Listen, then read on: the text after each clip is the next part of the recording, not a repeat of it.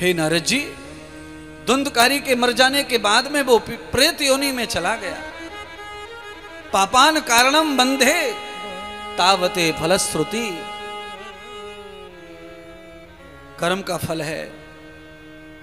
प्रेत योनि में चला गया और जब प्रेत योनि मिली तो सताने लगे कर्म, उसके पाप सताने लगे, दंड मिलने लगा। कितनी भी वर्षा हो, कितनी भी ठंड हो, कितनी भी गर्मी हो, कितनी भी कुछ भी हो, सब सहन करना पड़ रहा है प्रेत को। भूख लगी है, भोजन नहीं, प्यास लगी है, पानी नहीं, इंद्रिय विहीन हो गया, मन विहीन हो गया, बुद्धि विहीन हो गया प्रेत, कर्म के कारण। भगवान ने कोई माफ नहीं कर दिया उसके कर्मों को। क्यों? उसका वर्ण ब्राह्मण है, इसीलिए भगवान माफ कर देंगे? कदापि नहीं। इसका वर्ण क्षत्रिय है, माफ कर देंगे? कदापि नहीं। इसका वर्ण वैश्य है, इसके कर्म को माफ कर देंगे? कदापि नहीं। ये शूद्र है, इसके कर्मों को माफ कर देंगे? कदापि नहीं। आदमी कहीं भी पैदा हो जाए पर उसे कर्मों की श्रृंखला से बचने का कोई मौका नहीं है। अगर बचना है तो भगवत शरण ही केवल अच्छाइयाँ, भगवत शरण ही केवल मार्ग है। और भगवान किसी को क्षमा दान ऐसे नहीं कर देंगे। उनकी शरणागति होने पर क्षमा दान हो भी सकता है।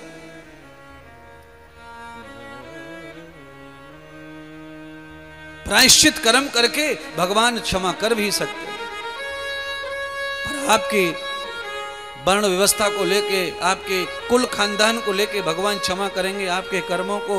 ये कभी नहीं हो सकता है। इसीलिए आप किसी भी व्यवस्था में अच्छे बुरे प्राणी को किसी से जोड़ के नहीं, उसके पर्सनल जीवन से जोड़ के सम्मान करो। अच्छा व्यक्ति अच्छा होता है, बुरा व्यक्ति बुरा होता है। न उसकी कोई जात है न पात है। दुष्ट की क्या जात है? दुष्ट है वो तो। सज्जन की क्या जात है? वो तो सज्जन है। महान की क्या जात है? वो तो महान है। साधु की क्या जात है? वो तो साधु है। जात पात पूछे नहीं कोई, हरि को भजे सो हरि को होई। वृंदावन के दरवाजे पे गेट पे लिखा हुआ है। मायावती की तरफ जाते हैं ना, हॉस्पिटल की तरफ, वहां गेट बना है, उस पे चौपाई लिखी हुई है। और शायद वो चौपाई को कोई पढ़ नहीं रहा होगा, ऐसा तो नहीं है, पढ़ते तो होंगे सब लोग। परमात्मा का जो हो गया, उसकी जात दुनिया की सबसे ऊंची जात है। जो भगवान का हो गया, उससे ऊंची जात दुनिया में कोई नहीं हो सकती। ये संसार में सब यही रह जाएंगे धरी, मरोगे जब कोई जात पात नहीं पूछेगा, जला के लकड़ियों में राख बना देंगे। धुंधकारी कौन है, किस कुल में पैदा हुआ है और लक्षण क्या है धुंधकारी के? सारे वक्ता इस कथा को सुनाते हैं, सारी दुनिया के वक्ता इस कथा को सुनाए बगैर नहीं रह सकते। क्या है भैया ये? दुष्ट की दुष्टता है।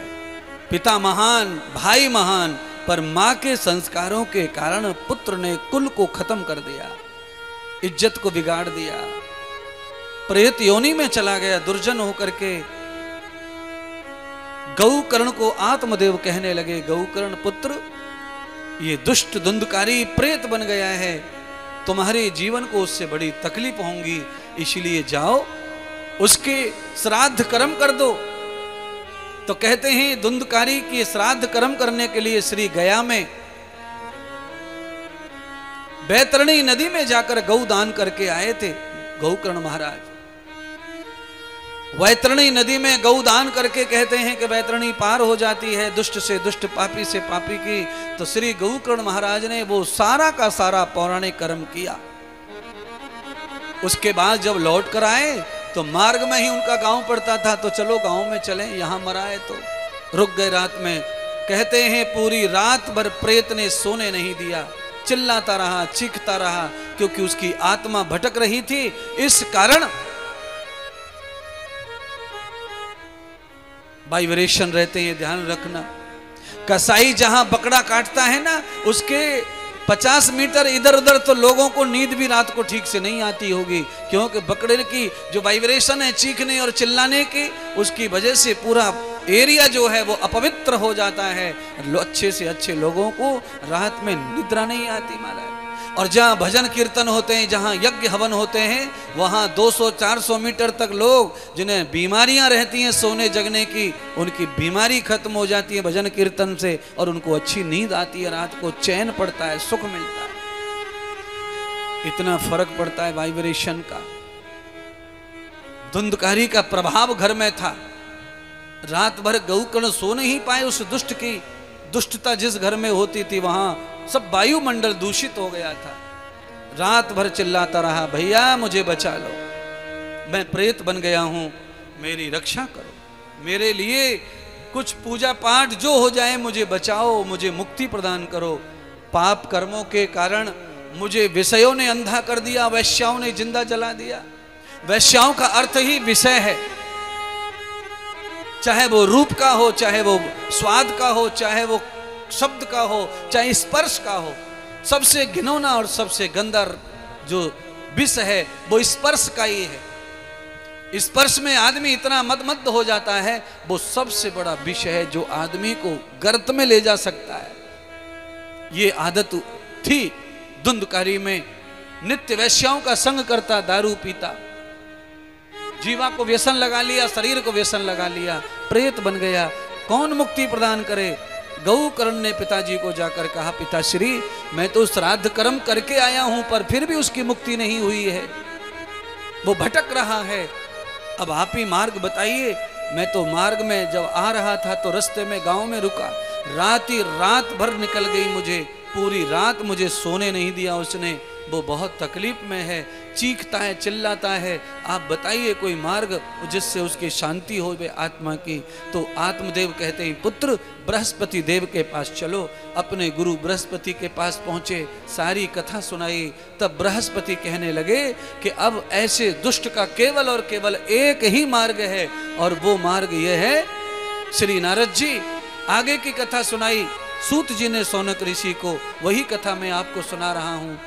हम चारों भ्राता आपको चाहते हैं कि आप प्रसन्न जाएं, भक्ति प्रसन्न हो, और हमारा विश्वास है कि अगर आपकी श्रद्धा कथा में हो जाएगी तो इसी पांडाल में भक्ति भी नाचेगी, ज्ञान और वैराग्य भी आएंगे, और तुम्हारे पिता भी पहुंचेंगे। हमारा विश्वास है इस कथा का। सूत जी कथा सुना रहे सौनक जी को, सनत कुमार सुना रहे हैं नारद जी को। नारद जी का कोई चित्त कथा में लग नहीं रहा है, पर संतों की आज्ञा है इसलिए बैठे हैं। संत चमत्कार दिखाना चाहते हैं प्रेत की कथा सुनाकर।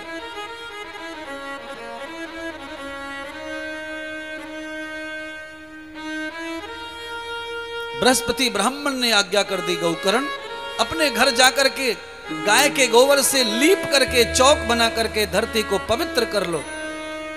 बांस की लकड़ियों से बढ़िया सा मंडप बना करके, सुंदर सी व्यासपीठ बना करके श्रीमद् भागवत कथा के लिए तुम्हारे जो भ्राता प्रेत है उसके निमित्त उसकी स्थापना करके, चाहे उसका चित्र लगा लो, चाहे उसको अंदर कहीं बंद कर दो, भाव से बस उसे कथा सुनाओ। भागवत के वक्ता कहते हैं, भागवत में आचरित किया है कि प्रेत को बांस की लकड़ी में प्रवेश कराया गया और कथा सुनाई गई। पूरे गांव को न्योता दिया गया कथा सुनने का। पूरे गांव के लोग कथा सुनने आए। प्रेत आत्मा के रूप में वो धुंधकारी भी कथा में आकर बांस में उसे बिठाया। कहते हैं मुक्ति के लिए दुख से इतना व्याकुल हो गया था कि उसे पल पल मुक्ति चाहिए थी, तो मुक्ति के भाव से वो बांस में इस कदर बैठ गया ध्यान में कथा के कि उसको पूरी कथा ध्यान पूर्वक उसने मुक्ति के भाव से सुनी। 7 दिन कथा चलती रही। काम का, क्रोध का, मोह का, मत्सर का जो बंधन पड़ा था, जो गांठें पड़ी थी, वो सब फटती टूटती चली गई, और उसमें से वैराग्य पैदा हुआ, एक ज्ञान पैदा हुआ, उसमें से भक्ति पैदा हुई, और पूरे मंडप में आनंद उत्सव होने लगा। तब बांस से बाहर जैसी कथा का संपन्न दिन आया, परीक्षित को मुक्ति की कथा सुनाई, इतने में ही धुंधकारी को भी मुक्ति प्राप्त हो गई। वो एक अच्छे से पुरुष के रूप में खड़ा हो गया बांस के बगल में। सारी की सारे पांडाल में जहाँ कथा चल रही थी वहाँ सब जय जयकार करने लगे कथा की।